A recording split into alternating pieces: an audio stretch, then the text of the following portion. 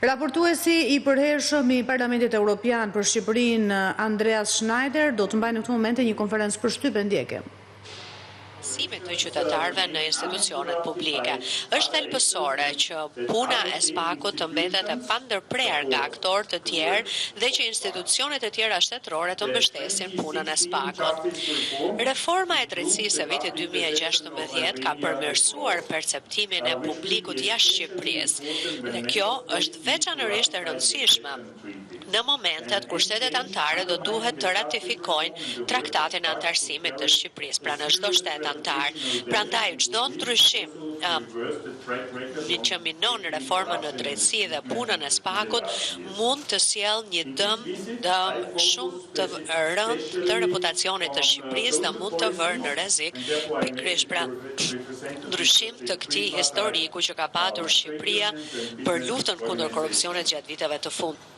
Në këtë vizit, unë u përqendrova edhe të politikat sociale, prandaj kjo është e rëndësishme kur fola me përfaqësuesit e Komisionit Trepalësh, sepse cilësia e një dialogu të mirë është shumë e rëndësishme dhe roli i shoqërisë civile jo vetëm që duhet të mbështetet, por edhe të përmirësohet. Në fund të fjalës time, më lejoni të falenderoj ambasadorin e Bashkimit Evropian në Shqipëri, zotin Silvio Gonzato, por edhe shefen e zyrës së Parlamentit Evropian për Ballkanin Perëndimor, e cila është në Tiranë, zonjën Tatjana Mrazikova për mbështetjen e tyre gjatë kësaj vizite, por më duhet të them edhe kur ne nuk jemi këtu, na mbështesin me informacione dhe na ofrojnë pra mendime edhe për situatën në Shqipëri.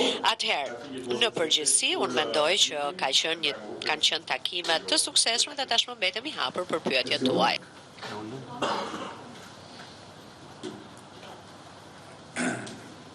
Përshëndetje, unë jam Esion Ekonomi nga Report Televizion.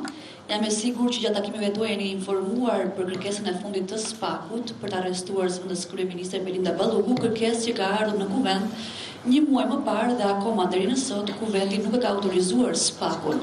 Do ta përfshini këtë ngjarje në raportin tuaj për kolegët evropian dhe nëse po me çfarë vlerësimi do ta përfshini këtë ngjarje? Faleminderit.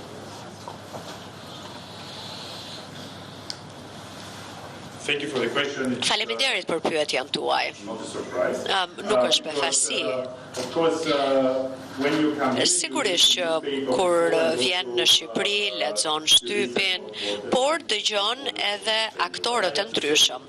Megjithatë, më duhet të them që së pari, Parlamenti Evropian nuk komenton çështje juridike apo ligjore dhe mendoj që gjithashtu është edhe një standard i mirë evropian që të institucionet të kryejnë punën e tyre dhe në këtë rast SPAK-u dhe institucionet e tjera duhet të bëjnë punën e tyre me gjetjet e tyre ashtu siç e mendojnë ato në bazë të legjislacionit, gjithçka që mendojnë ata që është e nevojshme. Ne kemi thënë gjithashtu që të gjitha institucionet duhet të mbështesin punën e SPAK-ut, por natyrisht nuk është për kuvendin apo për Parlamentin Evropian që të ndërhyjnë apo të bëjnë komente për ndonjë rast specifik. Dhe meqense më pyetët edhe për kuvendin e Shqipërisë, unë jam gjithashtu i sigurt që me këtë përbërje që ka do të bëhen të gjitha diskutimet e duhura dhe vendimet e duhura që do të merren në bazë të kushtetuesës